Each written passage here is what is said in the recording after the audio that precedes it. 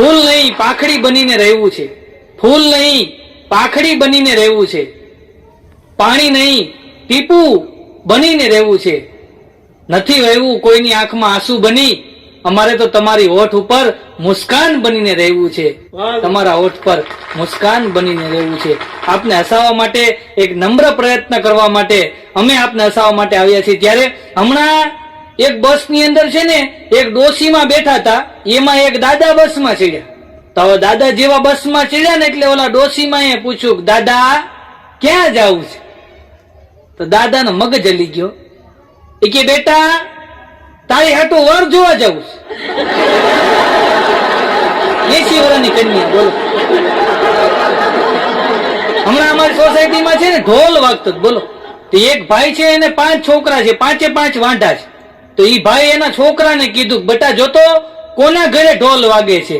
તેનો છોકરો કે જેના બાપા સમજદાર હોય ને એના ઘરે ઢોલ વાગે. એટલે હવે તમે સમજદાર થાવ એમ, અમને 5 ડાયા વળગાડો.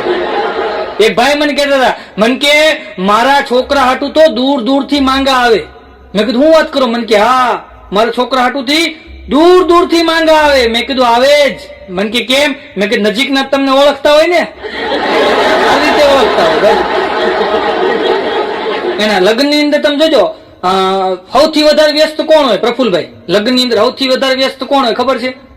લગ્ન ની અંદર જો સૌથી વધારે વ્યસ્ત હોય ને, જેને બહુ કામ હોય, સૌથી વધારે વ્યસ્ત હોય, એ કેમેરા વાળા ને ફોટા વાળા.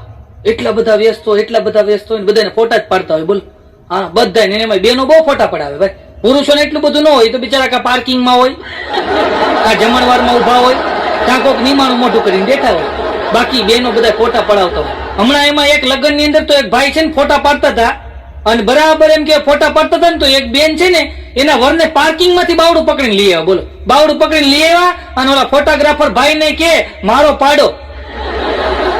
એ કીધું તમારો જ છે પાડો. હમણાં એક પાનના ગલ્લે એક જણો ઉભો હતો ને, પાનના ગલ્લે. તો પાનના ગલ્લે ઉભો ઉભો માવો છોડતો હતો, માવો છોડતો હતો ને પાનના ગલ્લે ઉભો ઉભો. તો ન્યા એના સસરા આવ્યા. બોલો, સસરા આવ્યા, ગાડીની ઘોડી ચડાવી ગાડી મૂકી. અને તમે જોજો અમુક જગ્યાએ છે ને અમુક વસ્તુ બોલવામાં હોય. અમુક લોકો છે ને જમાઈ કે, અમુક લોકો પટેલ કે, અમુક દાસ કે, અમુક લાલ કે, અમુક લોકો ખજૂર કે. ખજૂર જમાઈને અમુક ખજૂર કે ખજૂર.